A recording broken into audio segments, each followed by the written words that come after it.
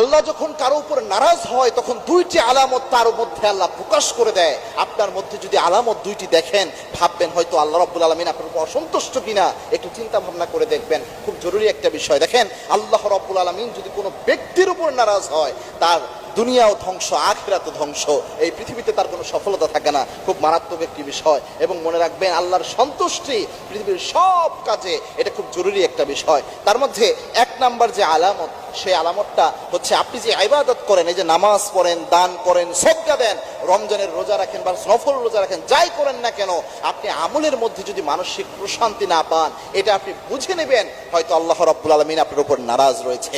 কারণ আল্লাহর হাবিব সাল্লাল্লাহু আলাইহি ওয়াসাল্লামের হাদিস হচ্ছে, আল্লাহ যখন কোনো ব্যক্তির উপর সন্তুষ্ট থাকেন, তাকে আল্লাহ রাব্বুল আলামিন যে কয়টা নিয়ামত দান করেন, তার মধ্যে একটা নিয়ামত হচ্ছে ইবাদত করলে ইবাদতের মধ্যে একটা অন্যরকম প্রশান্তি, মানসিক শান্তি আল্লাহ তারে দিয়ে দেয়। আল্লাহু আকবার।